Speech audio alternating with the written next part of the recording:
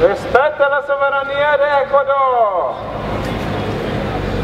Respect the sovereignty of Ecuador.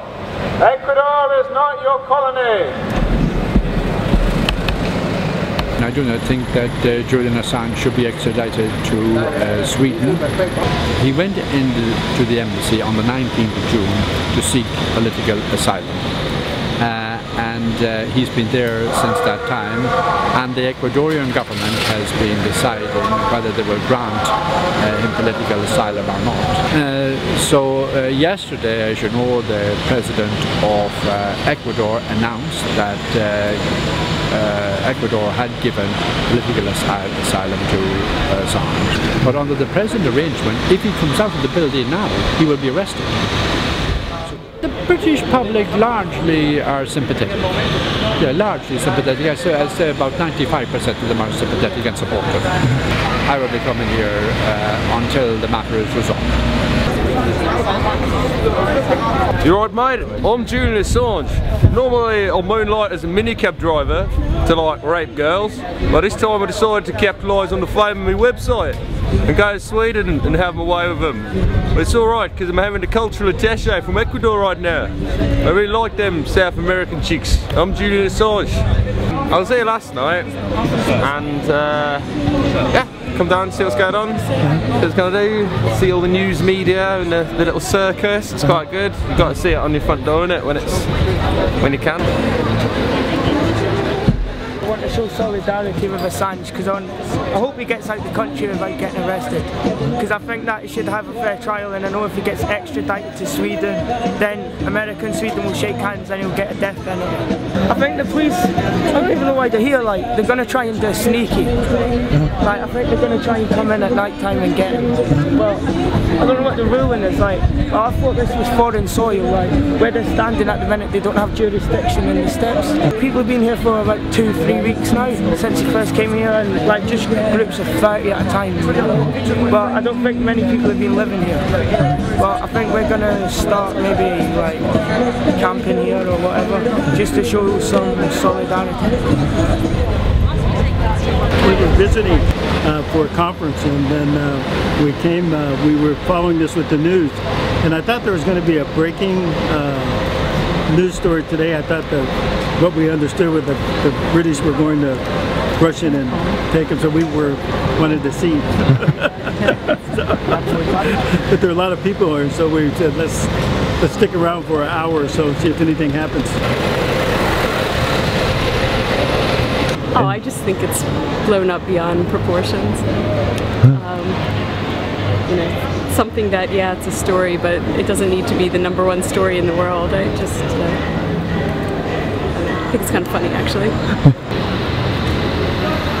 We live about a mile down the road. I'm not working today, so I thought we'd come and see what's kicking off around here.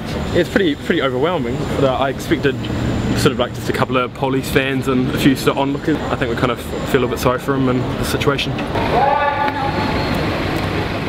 I just happen to be passing, but obviously I'm aware of what's been happening. So yes, it's good to be here and to see also what the public opinion is, not just British people but also Ecuadorians and tourists who seem to be mingling in the crowd as well. I think the tourists are thinking a lot, as the British are. It's quite comical, and I think after the summer of having Olympics and football tournament, and you know, it's been a better summer in Britain this year than it was last year because we had the riots, as you may be aware. But this is a comical way to end it, really. I think that the Americans are behind this partly. I think they're saying, you know, because this man Julian, who I don't particularly like or support, and he's got lots of rich financial backers himself, but I think he's upset the Apple cart and the system with some of his cable leaks, if you like. So I think there's a revenge tactic from the Americans.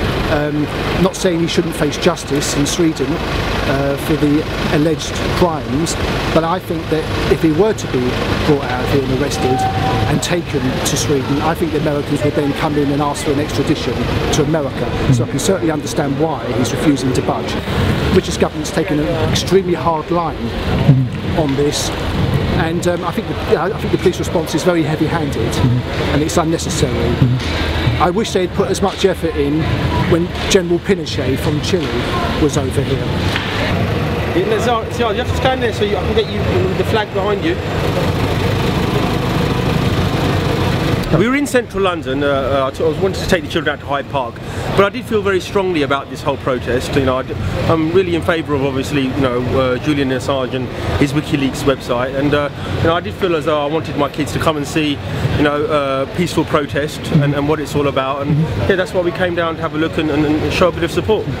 The concept of seeking refuge in an embassy, it's not something new. It was done throughout the Cold War when people wanted to defect from the, you know, the Stalinist regime. People would take refuges in Western embassies.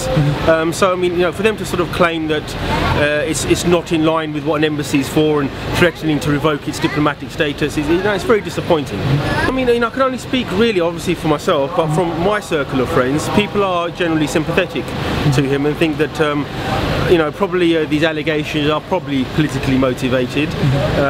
Although, like I said, if there is credible sort of evidence against him, then yes, he should, you know, sort of answer questions. I'm hoping that you know, as the months go by, there'll be more media publicity, more people will get behind the campaign, and hopefully we can resolve this without him being extradited. Hands off Ecuador!